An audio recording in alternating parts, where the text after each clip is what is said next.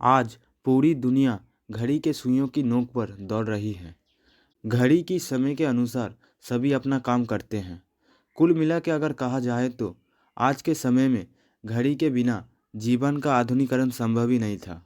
लेकिन क्या आप कभी सोचे हैं कि जब घड़ी ही नहीं हुआ करती थी तब लोग कैसे अपना सभी काम को मैनेज करते थे?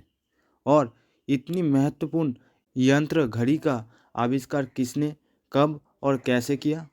चलिए जानते हैं इस वीडियो में।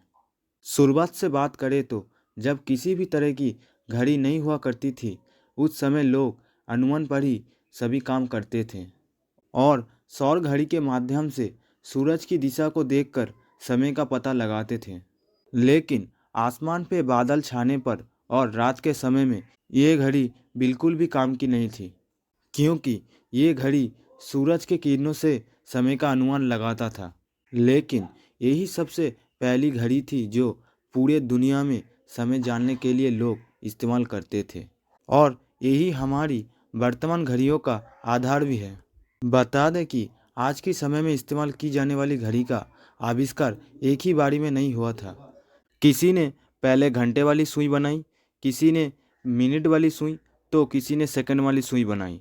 इस प्रकार से दुनिया में घड़ी का आविष्कार कई चरणों में हुआ था और सौर घड़ी में कुछ कमियां होने के कारण जिसके लिए दूसरा घड़ी बनाने की ज़रूरत थी और इसी ज़रूरत के चलते कई सालों के बाद चीनी और भारतीय लोगों द्वारा आज से लगभग 3000 वर्ष पहले जल घड़ी का आविष्कार किया गया। इस घड़ी को घटका यंत्र कहा जाता था। भारत में बनने वाली ये घड़ी समय के साथ साथ यूनानियों, रोमन और मिस्र में भी इस्तेमाल किया जाता था। लगभग 2000 वर्ष पहले इसी पानी का प्रयोग करके ग्रीस में पानी से चलने वाली एर्लम घड़ी बनाई गई थी, जिसमें पानी के गिरते के साथ तय समय में घंटी बज जाती थी। और चौथी शताब्दी के बाद एक और घड़ी आविष्कार किया गया जिसे सेंट ग्लास कहा जाता था। इसका इस्तेमाल भी समय का पता लगाने के लिए किया जाता था। इसमें दो बल्ब जैसे गोले आपस में जुड़े रहते थे, जिसमें रेत भरा रहता था और जहाँ से ये दो गोले जुड़े रहते थे वहाँ से रेत लगातार एक गोले से दूसरे गोले में गिरता रहता था, जिससे कितना समय बीत गया है उसका पता चलता रहता था।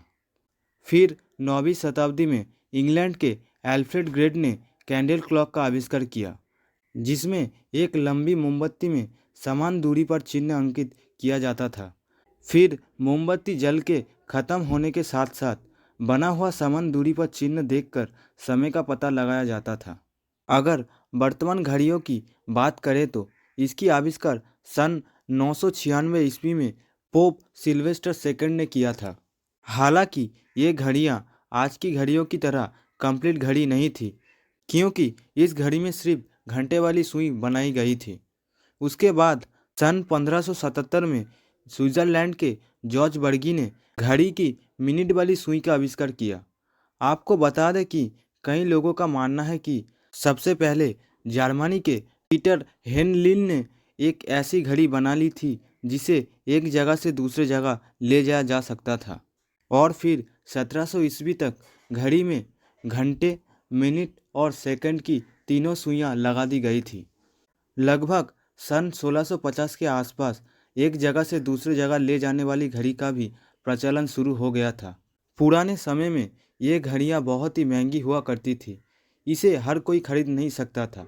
इसीलिए पुराने समय में कई राजाओं द्वारा अपने क्षेत्र में समय देखने के लिए बड़े बड़े क्लॉक टावर बनाए गए, जिसमें बड़ी बड़ी घड़ियाँ लगी रहती थी और आज की वर्तमान घड़ियाँ इन्हीं घड़ियों का विकसित रूप है।